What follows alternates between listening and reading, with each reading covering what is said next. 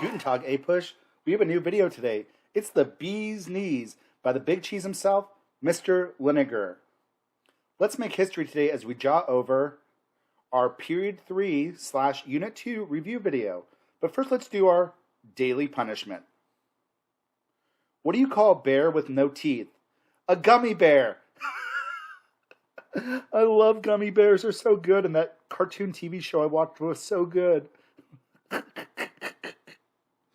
All right, let's get started. Period 3 overview. This is 10 to 17% of the exam, like all the next units are. You could have essays on like the 7 Years' War, the French and Indian Wars that changed, the American Revolution, comparing and contrasting the Articles of Confederation, maybe with the Constitution. Why did we choose 1754 to 1800 as this unit's dates? 1754 is the beginning of the French and Indian War.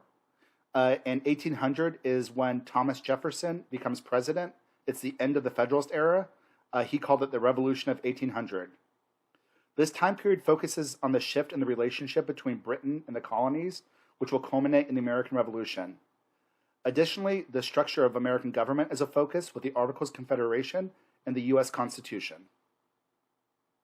So let's first talk about the time period 1754 to 1763. So really, the French and Indian War, 1756 to 1763. The conflict really begins in 1754. The French and Indian War was caused by English encroachment on French lands in the Ohio River Valley. Remember, caused by George Washington. Most of the Native Americans will side with the French, except the Iroquois will kind of be divided. Great Britain is going to win this war, which is going to remove the French from North America.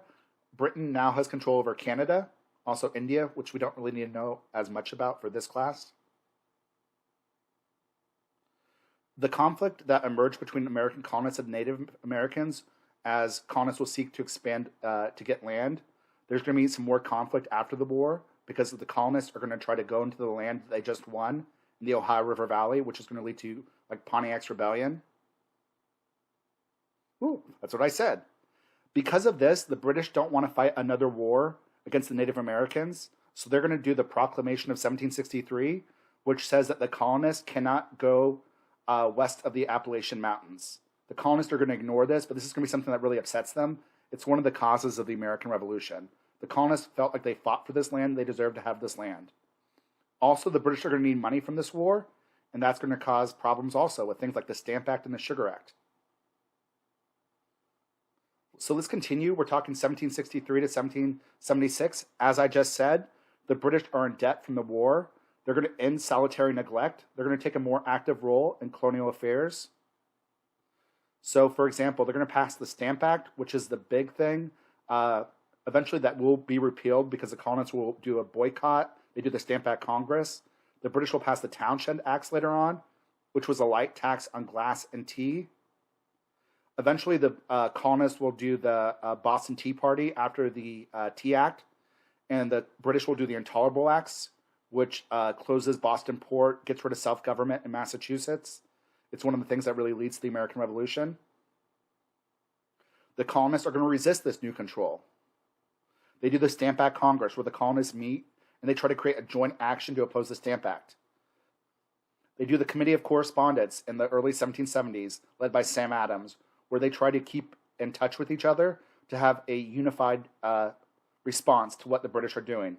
They do the First Continental Congress, also known as the Association, where they are opposing what the British have done with like the Intolerable Acts and stuff. The elites and everyday colonists will be united against the British. However, up until 1776, most colonists did not want independence. Rather, they longed for a return to solitary neglect. Let's continue with 1776 to 1783, the American Revolution. One of the big pamphlets that's going to be published is Common Sense. It was published by Thomas Paine. He was from Britain originally. He's going to urge America to break away from Britain, that their rights were being taken away. This is going to help influence the Declaration of Independence, and it's going to turn some people to supporting independence. In 1776, July 4th, they published the Declaration of Independence. That's when it's signed. This is where they list their grievances against King George III, their justification for breaking away. Their natural rights were being taken away. They take a lot of John Locke's social contract ideas. This was inspired by common sense and other Enlightenment ideas like natural rights, the consent of the governed, what I just talked about. Why did the colonists win the American Revolution? Let's talk about that. They had more familiarity with the land. They were fighting a defensive war. They did have some good military leadership. George Washington realized that all he needed to do was have a draw. As long as he didn't get his whole army destroyed, eventually Britain would get tired of the war because it was so expensive. So basically his whole war strategy is to retreat. Retreat! Retreat! They did have strong beliefs. They probably had the more ideological position. They will get foreign aid from the French after the Battle of Saratoga. The Battle of Saratoga was the turning point in the American Revolution, where Benedict Arnold defeated the British Army. They're going to start to get French aid, like Army, Navy, and military supplies. And they will eventually win the war. The British surrender in Yorktown, and eventually the British will sign the Treaty of Paris, which grants them independence and grants them the Ohio River Valley. So let's talk about the period 1783 to 1800. There was a big fear during this time of a centralized power. This is going to help to create our first form of government, which we create in 1777, called the Articles of Confederation. The Articles of Confederation was a weak central government. It could not tax. It had no executive branch. It actually had two people that were part of the executive, but they had no real power. Most power was left to the states. Each state had one vote, so it was discriminated against the bigger states. To get a law passed, you needed 9 out of 13 states to do it, like 67%. To get a constitutional amendment passed, you needed 100%. So like nothing could get done there. It had no army either. There's going to be trade issues emerging between states. The one good thing the Articles of Confederation does do is the Northwest Ordinance in 1787. This provided a process for admitting new states for how you become a territory and then you become a state. Once a territory reached 60,000 people, it could apply for statehood. It's going to ban slavery in the Northwest Territory, which is like Michigan, Ohio, Indiana, Illinois, Wisconsin. There is going to be more tension emerging in different areas of the country during this time, like the West versus the East. There'll be poor yeoman revolts. We talked about some yeoman revolts before, like we had Bacon's Rebellion, which was a big rebellion which kind of ended indentured servants. We're also going to have Shays' Rebellion later on. We have the Paxton Boys, which happens in Pennsylvania, which was against the Quaker oligarchy. Shays' Rebellion was led by rebellion of people that were upset because they just fought in the American Revolution. They were having their farms foreclosed. Shays' Rebellion is very successful at first, and this is one of the things that frightens a lot of the colonists to realize that they need to have a stronger form of government. So Shays' Rebellion is super important. How did the impact of the ideals of the American Revolution impact the world? Well, the French Revolution is going to take ideas from the American Revolution. It's also going to be inspired by the Enlightenment as well. The French Revolution is going to lead to a division between Jefferson and Hamilton. Jefferson will want to support France, where Hamilton will want to support Great Britain. Haiti and Latin America are going to experience rebellions as well. Haiti will become the first free Latin American country, also first free former slave country in the early 1800s. And Latin America will become independent by 1820s. So the American Revolution will have a global impact. Let's talk about some of the powers of the Constitution. The Constitution will be based on federalism.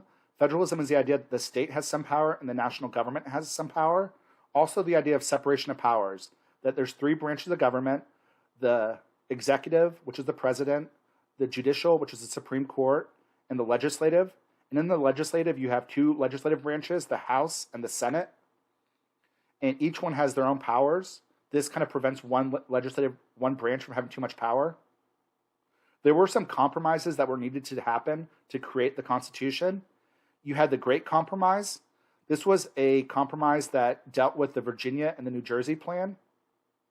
The Virginia plan wanted a new government where the legislative branch was based off of population. The New Jersey plan really wanted to just keep the old Articles of Confederation. They liked it how each state got one vote. The compromise is going to be the Great Compromise or the Connecticut Compromise. It creates a bicameral legislature. You have the upper legislative branch, the Senate, which is based on each state has 2 representatives. So that favors the small states. And the lower legislative branch is the House of Representatives, which is based on population, which favors the bigger states. We also have the 3/5 Compromise, which said that one slave would count as 3/5 of a person for ideas of representation and taxation. We have the Slave Trade Compromise, which said that they would not decide to ban the slave trade until after 1808, which they will ban. The Constitution will not deal with slavery. They were afraid it would destroy unity. The Bill of Rights is going to be added after the Constitutional Convention in order to get some states to ratify the Constitution. It's going to guarantee individual rights. This will satisfy some of the people that were against the Constitution. They were called anti-federalist. They were afraid the Constitution gave too much power to the government. And the Bill of Rights were meant to protect individual rights. And the Constitution will eventually be approved and ratified. So what are some of the challenges the new government faced? Navigation on the Mississippi River. Spain closed the Mississippi River to America, which America really does use it, and it's a source of wealth for them. There's the Mississippi River. Eventually, under Washington's administration, when George Washington becomes president, he will sign the Pinckney Treaty, which allows America to use the Mississippi River. Relationships with Native Americans is also going to be a problem. There are going to be some wars under George Washington against the Native Americans, although he was not as warlike as some of the later presidents. Native Americans will cede more and more land as time goes on. In Washington's farewell address, he's going to tell people, beware foreign alliances and political parties, which we're not going to really follow that much. We'll kind of follow the foreign alliances. We won't be involved in European wars for the most part, but we don't follow the political party thing. Because we get political parties developing during this time. We're going to get the Federalist, supported by Alexander Hamilton, and the Democratic Republicans, supported by Thomas Jefferson. The Federalists want a strong central government. They support trade. They're more involved in industry and commerce. They want a better relationship with Great Britain. The Democratic Republicans believe in states' rights. They want a weak central government. They're afraid the government will take away individual liberties. They want have stronger relationships with France. So there'll be a debate over the power of the government and what should the government be able to do and what should the government not be able to do. States versus national, who should have power? So under John Adams' administration, the Democratic Republicans were unhappy with the Alien and Sedition Acts, so they passed the Virginia and Kentucky resolutions, which says a state can nullify a national law. So this doesn't become a big deal at the time, but this does lead to question, can states nullify a federal law? The answer is no. The Constitution is supreme law of the land, but this is going to be one of the things that leads to like the Civil War, the nullification crisis. This debate will continue until the Civil War. Lastly, this is so important, it gets its own slide. Republican motherhood is going to develop after the American Revolution. This is an ideal of women and what women should do for the country and to support the country. And in Republican motherhood, women did gain very few rights, if any, after the American Revolution, although some people like Abigail Adams did push for it. But the ideal of Republican motherhood is women were expected to instill Republican virtues, liberty, natural rights in their children, and be active in the families and really give them civic virtue. Teach their kids to be good American citizens. It did help improve education for women and is actually a step up to the role women had before. Let's talk about some of the key people in this unit, in this time period. We have Chief Pontiac. He's the one that did Pontiac's Rebellion. that led the conflict between the Native Americans and the English after the 7 Years' War. The natives were unhappy with the colonists crossing the Appalachian Mountains. Benjamin Franklin, he co-authored the Declaration of Independence. He helped gain support of France during the American Revolution. Mercy Otis Warren, she was an influential writer that urged independence. American colonists from all social classes and backgrounds will argue for independence, especially after 1776. It will be led by colonial leaders, but the American Revolution will eventually become a grassroots movement. Thomas Paine, he wrote Common Sense, argued for that America should break away from England. The Marquis de Lafayette, he was from France. He's going to help America out during the American Revolution. He was Washington's right-hand man. Abigail Adams, she was the wife of John Adams. She's the one that told John Adams to remember the ladies. Daniel Shays was a Revolutionary War veteran. He led a rebellion against farmers who were having their farms foreclosed. This is going to be one of the things that leads to the constitutional conventions, that we need to have a stronger form of government. It kind of ended. Daniel Shays is kind of indirectly responsible for ending the Articles of Confederation, because like the Massachusetts government and the government was not able to stop this rebellion, so that showed our government was much too weak. Oh, was that Henry Clay? What is he doing here? Anyways, John J. Alexander Hamilton and James Madison will write the Federalist Papers. These were papers that were published after the Constitutional Convention to urge people to ratify the Constitution. And my boy Hamilton wrote most of them. Although James Madison did a pretty good job. George Washington was the commander during the American Revolution. He also was the first president. He supposedly did not have a political party, but he really did support Hamilton and Hamilton's policies, like National Bank, assumption of state debt, like Neutrality Proclamation, stuff like that. In his farewell address, he is going to warn against political parties and foreign alliances. Thomas Jefferson was the Secretary of State under Washington until he resigned. He's going to be the leader of the Jeffersonians or the Democratic Republicans. When he splits from Washington, he'll create the first political party. And my boy, Alexander Hamilton, he was the Secretary of Treasury under George Washington. He'll be the leader of the Federalist. He'll lead the Federalist to support a stronger national government, a strong economy, assumption of state debt, national bank, excise taxes, tariffs, better relationships with Great Britain, and him will clash. This is going to create the first political party, the first party system between the Democratic Republicans and the Federalist. Jeffersonians is a synonym. All right, kiddos, it's pitch black again. That's all I have for you for today. Until next time, deuces, yeah.